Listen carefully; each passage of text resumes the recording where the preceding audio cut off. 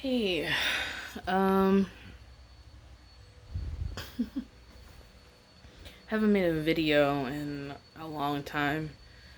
I think it's been a year, no, yeah, a year and 6 months. The last video was right after I had a blood transfusion, before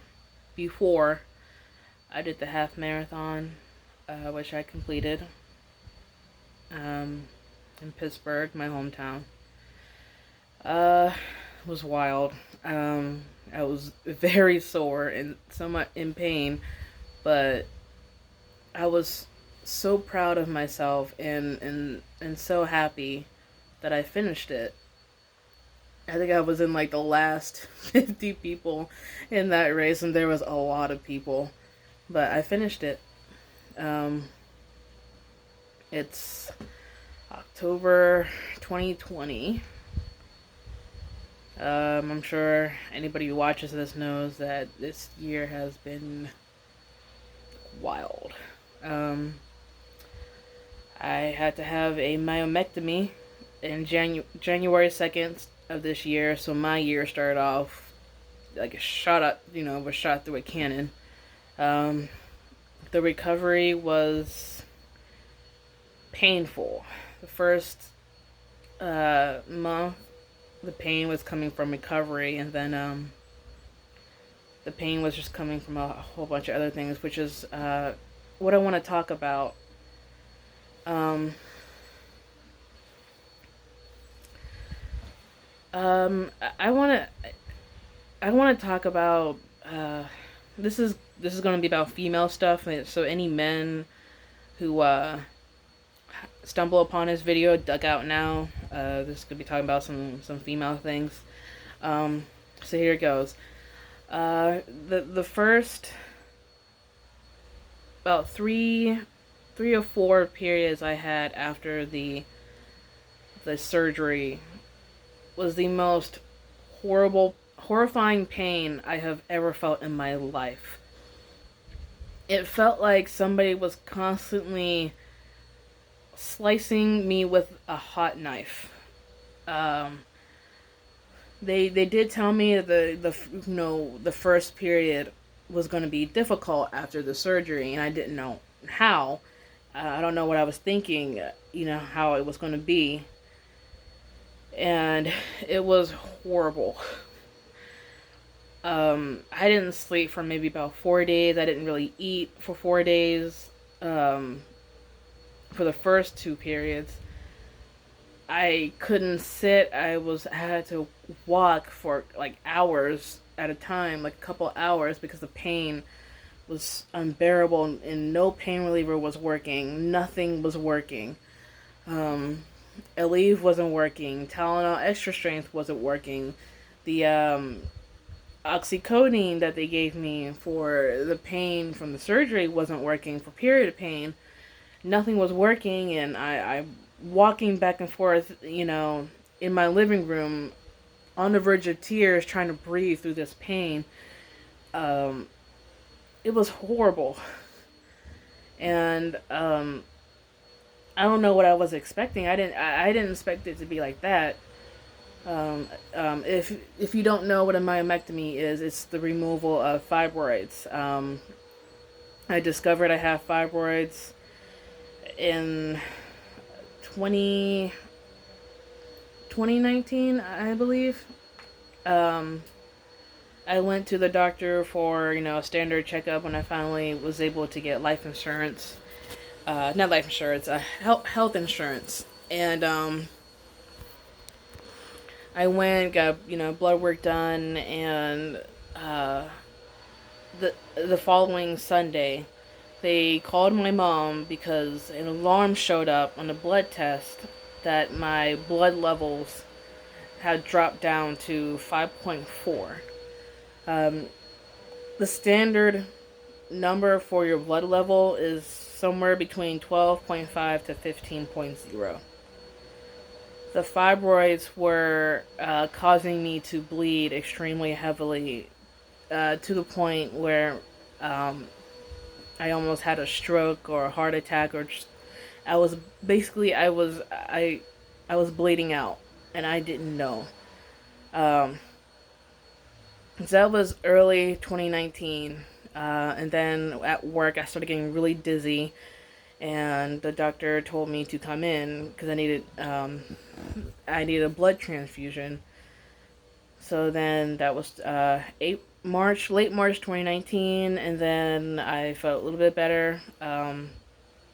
And then that entire year, I was taking iron. The levels were coming up a bit. I was feeling a little bit better. And then November 2019, I had my November period was extremely heavy. It was really bad. I went through 3 pairs of pants at work on a 6-hour shift, 4 pairs of underwear, 3 pairs of pants, and I had to call in the next day because I couldn't do it. It was not only, I mean, I could take a leave for the pain, but the everything else was just embarrassing. And I know it shouldn't be embarrassing, it's natural, whatever, but that does nothing for your mental state. The It was just embarrassing and horrifying, and I was like, no, I have to stay home. Then I went back to the doctor, and then they did some other tests and a pelvic exam, and inside, and I had 7 fibroids. 2 were the size of grapefruits. Uh, two were the size of, I think, golf balls or tennis balls. I can't remember. And then 3 were like small ones. And they went there. They went on in there January 2nd and removed all 7. And I'm grateful for the doctor. Um, After months of pain and I guess my type of suffering, I am feeling so much better. So much better. I feel like I got some of my life force back, despite all the pain that I went through. And and now I'm just focused on getting healthy. Um, the reason I mean, I wanted to talk about that too. I also wanted to talk about, last month of September I turned 31. Hopefully I don't look it, but I mean, I don't.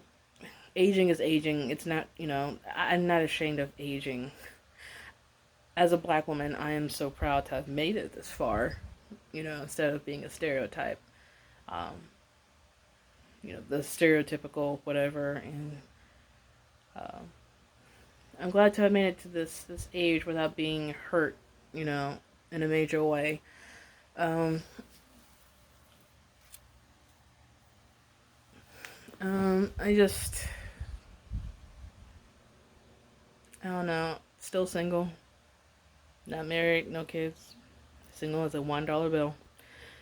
Um, I think I know I've said this before so many times that I wanted to start a series and stuff, but I think this time I really mean it. Um,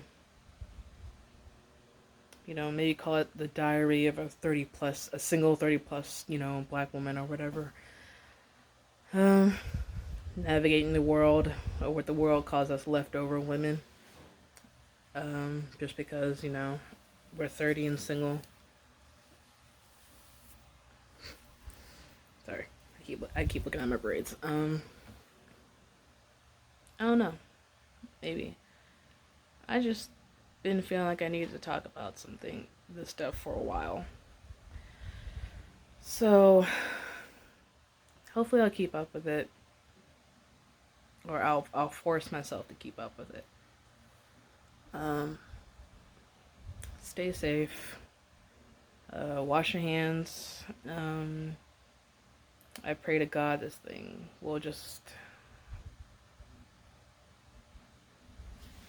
dissipate soon, go away soon, so we can rebuild and go forward. Um, if you're wondering, I am wearing makeup. It's like a very, very basic makeup. I'm not a makeup artist. I hardly know. I know, sort of know how to apply eyeliner, mascara, powder, powdered foundation, liquid foundation. I usually use for a special occasion, which is like twice a year. Um, some eyeshadow. I don't know if you can tell. But yeah, 31. Having fun. As much fun as 2020 will let me. But I hope you guys are doing okay. That you'll be okay. We'll be okay. And I'll see you in the next video. Oh yeah. Go Steelers.